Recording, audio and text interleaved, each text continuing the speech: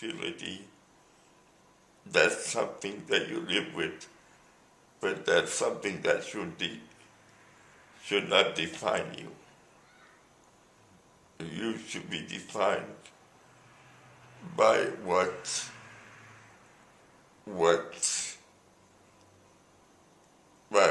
your hopes are, what things you like to happen in your life, and the way you are as a person. That's what should define you. I'm not in a nursing home. I'm having my own house back, and I'm able to, have friends and just things to look forward to. Yeah, and accomplishing things and making things happen. I want to be able to say, when I say I want to be able to say, I'm going to my apartment. I'm actually not going back to RHA. I'm going home.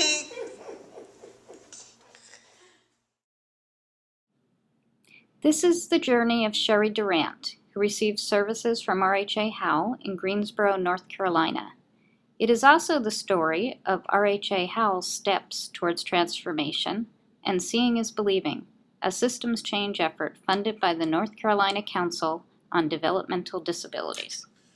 Well, one of the goals that we have as we set forth is to really help people build lives. With Howe's and then RHA Howe's, we have developed a very institutional model that has worked well. It's worked well through the years and it has really done some good things. But as you're looking at future development for the individuals, it has to come from things that they hope to achieve. So as folks kind of wander into my office and tell me, Ed, I want a better life, and it's your job to get it for me, that really comes off across me. It's like, okay, well, we need to get you a better life. We need to figure this out. I think the MFP has kind of given the roots to make the possibility.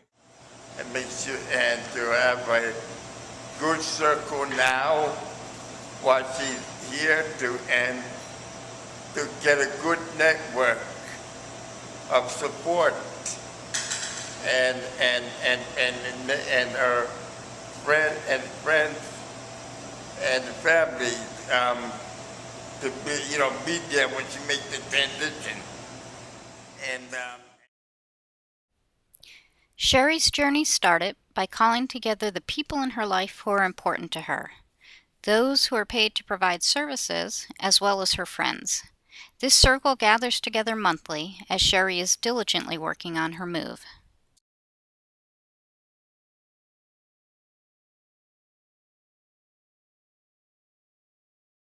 But a couple of things that we want is we want to own a home. Sherry would like to own her own home, which is something that we'll be looking at, but she's willing to rent for a little while we get that, which leads us back to this. Sherry has recently completed treatments for cancer. While fighting her illness slowed her down for a while, it has not in any way affected her determination to move into her own place. I got cancer and it was last 4th of July. Things I did before I got cancer are a little bit tougher to do now. But not by any means is it a death sentence. You can live with it. And I'm living proof that you can live with it. Being in a facility is like being dead. With me moving out on my own, I feel like I'm coming back to life. Because for 19 years, it's like I've been just a body. And it's awful when you just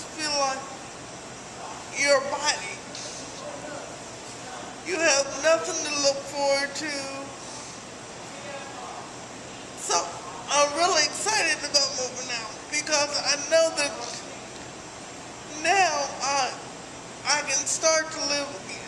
Eating and working hard. No, I can handle the working hard. But the waiting is not one of my strong suits. As part of building her circle, Sherry has reconnected with her church, Christ United Methodist Church. She has been enjoying Sunday services, reconnecting with friends, and has used space at the church to host circle meetings. Being reconnected with my church, it's like having an old, comfortable pair of slippers. I mean, you just feel, you just know that that's where you're supposed to be. I'm getting a lot of help from my church. They said that they help me with furniture and that kind of thing. And Sherry is on the list for a housing voucher, which should become available in October.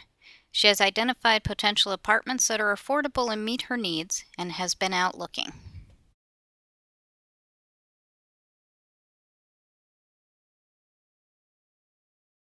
as long as I'm near someplace that I can get coffee. And someplace that I can go shopping.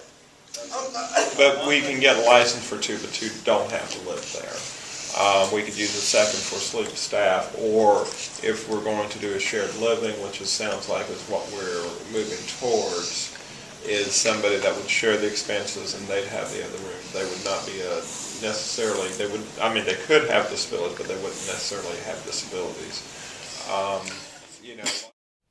Seeing is Believing is a project funded by the North Carolina Council on Developmental Disabilities. Through this funding, 4 organizations in North Carolina have been taking the journey to transform from intermediate care facilities to individualized supports. RHA HAL is one of those organizations. I think with Seeing is Believing, it's given us a framework and it's challenged our perceptions. I think, you know, we have a mindset, and a lot of people do, that people with disabilities are people that in a sense are helpless, and it's our job to help them. But with Seeing is Believing, we've seen that people can do more than we thought. They can pursue their dreams. We can assist them, but it's not our job to direct them. Seeing is Believing has also shown me how certain funding sources work that I didn't know about as far as the technical end. And it's given a lot of us a group in which to bounce ideas back and forth and find out what's going to work, what's worked for other people, and what can work for us.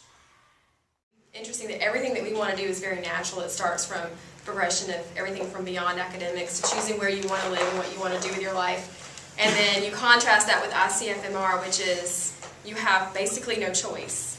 Because the way the standards are set up, that everybody really essentially needs a guardian. If you don't have one, you better darn well get one. Essentially, you're taking that model where there is no choice at all. I mean, there isn't. Essentially, there's little choices here and there of what I get to eat or what my leisure time is, but honestly, the big choices in life, things that really matter, they're not there. It's not intertwined. Part of SIB is looking at transitions. And we went from probably 3 years ago from a very institutional mindset of, no, we're not doing that. You know, we're here to love and take care of them and never let them out of our sight and to always be there for them, to people now saying, you know, maybe this will work for this person and maybe it will work for some other people. And I think that transitioning mindsets, and particularly of a company this large and this old, with as set institutional patterns as we have, is an amazing transformation. Change in the margins, but to make dramatic change, to really move along, we really need to step out and help providers change, decide to change, and then invest in that change. I'm engaged in a 5-year study on organizational change throughout the country, and as part of that I've had the opportunity to visit and observe and study some of the learning communities that are taking place across the country in different states, including Maryland and New York State and the state of North Carolina. And what I've found across those is that it's real challenging, long-term, long-haul work to work for the sort of organizational change that's real foundational change within organizations rather than just the type of surface change. And to get that foundational change takes, at least several years. It takes ongoing work after that. It's an investment to ensure that agencies and organizations lay a good foundation for doing person-centered, individualized work and promoting real control and self-direction for people with disabilities. Based upon learning and the momentum that has been created, other people have started to come forward to begin their own journey.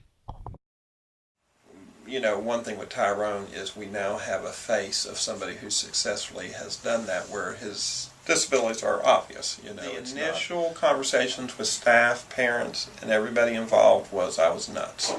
And I were very accusatory that I'm trying to put people out there on their own, where they're going to starve to death, and to the point now that people are coming to meetings. They're talking about it. People aren't running away from me as we're talking about people moving to the community. Ursula lives over at one of our other group homes, and she came into my office probably 2-3 months ago, and she just looked at me and she said, "Ed?" I said, "Yes, ma'am." And she said, "I can do everything that Sherry can." I said, "I think you can." I said, "Nobody ever said you couldn't." She said, "It's time for me to move out of my own too then." It's like, "Yes, ma'am." I said, we will get working with you. I said, "We will get that figured out." She said, "Okay." And Ursula, if you had known Ursula 2 years before, would never have had that conversation. Ursula's main goal in life was to please. She was very quiet, very meek and mild, and to see her coming into my office saying, "You're going to do this, and this is what I need you to do. Is I need to be able to do this," is an amazing transformation. If you saw Ursula now and Ursula then, it was just simply amazing. The work that the DD Council is doing in North Carolina by funding the Seeing is Believing Coalition is a model for other states and other DD Councils throughout the country. The last word. I'm finally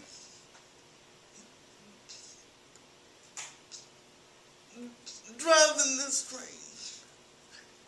I'm the one that decides where it goes. It gives me a sense of independence, and I like that feeling.